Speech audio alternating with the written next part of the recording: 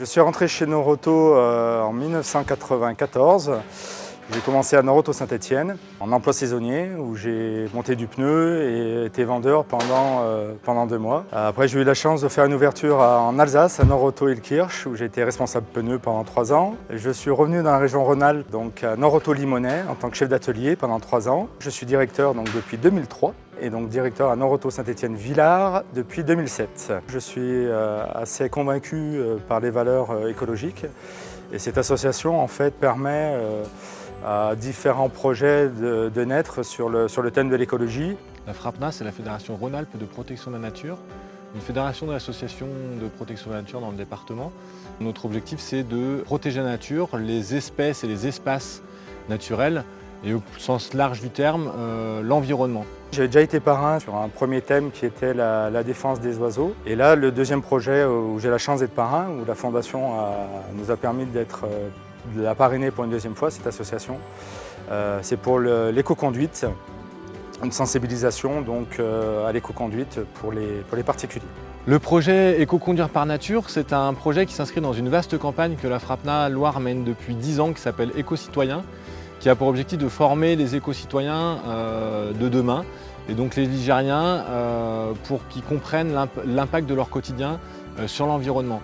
Donc on a commencé par des thèmes qui sont, on va dire, un peu plus classiques, la production des déchets, la préservation de l'eau, de la consommation d'énergie.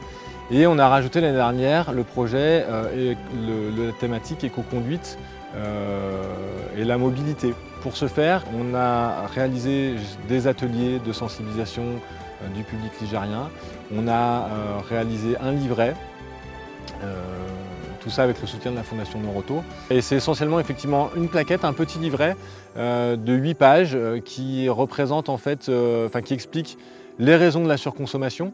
Donc tant au niveau du véhicule, de l'entretien du véhicule, qu'au niveau de la conduite du conducteur, l'attitude du conducteur.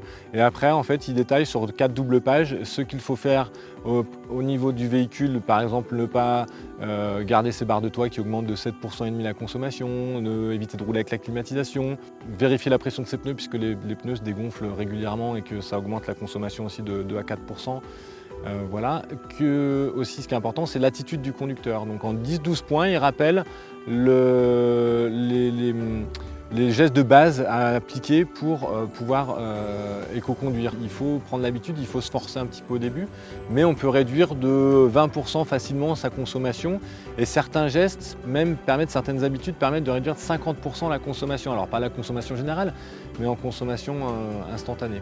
On s'est dit, tiens, la Fondation Noroto, ça pourrait les intéresser, donc on est allé voir, on a rencontré M. Hiller, donc le directeur du centre Noroto de Villars, qui est devenu le parrain de notre projet pour la 2e année consécutive puisqu'il avait déjà soutenu un de nos projets. Et du coup, on a décidé de travailler ensemble. Donc le livret, qui était tiré à 5000 exemplaires pour le moment, va être effectivement diffusé dans le centre Noroto de Villars et j'espère par la suite dans les 2 autres centres agréés du département. Ça permet au niveau local de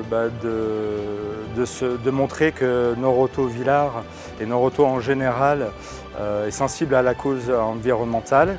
De plus, ça permet d'avoir des relations privilégiées avec des gens vraiment du cru pour défendre des causes écologiques et environnementales.